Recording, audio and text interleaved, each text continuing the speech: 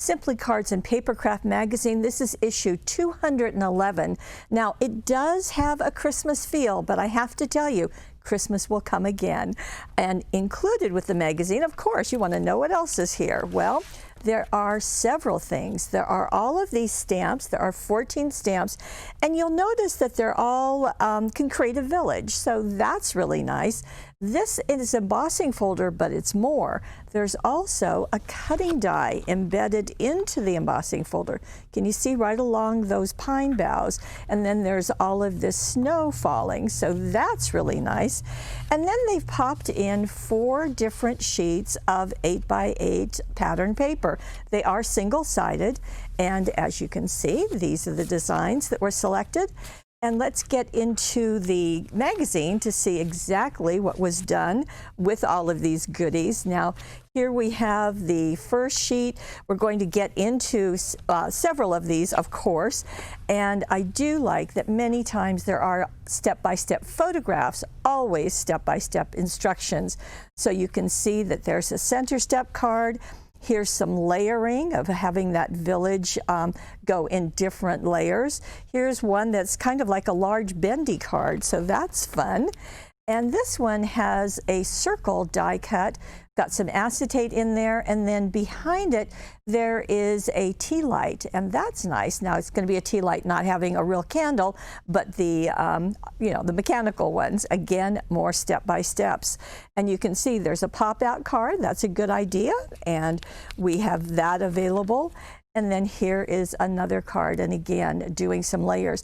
Now on the outside here, that is using the die cut part of the embossing folder. So I can see the pine embossed on white cardstock, and then just creating a really nice frame around that. So that's a really nice thing. Now this is an article, they call these technique articles.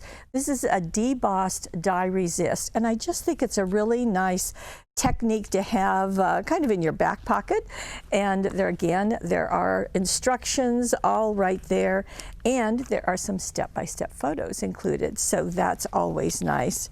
Now we're going to go here, and the reason why I showed this is because this is the paper discovery, which Olga is the designer behind that, and this is about music, and we do still have some of these, so I just wanted to let you know there's some ideas right there. This is another magazine. This is a magazine and box kit from Tonic that we currently have, and that's a really nice thing to know about. So I'd just like to point out that some of the articles and some of the advertisement are products that you can get right here at Paper Wishes. This is on gatefold cards, and these are kind of exaggerated gatefold cards, so that's fun to see and to play with.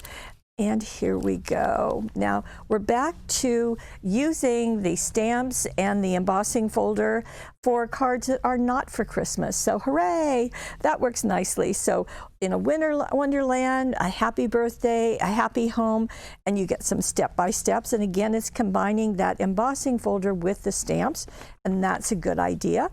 And you can see from our home to yours. So, and again, that's that embossing folder. And so just many ideas. I think it's really interesting to see these different shapes of cards also.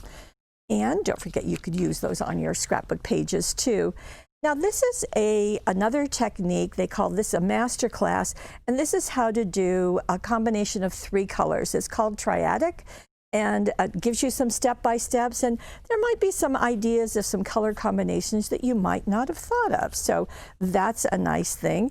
Now we're going to get into kinetic cards. Now kinetic cards are cards that are going to move. Here is the aperture card. It's a slider card.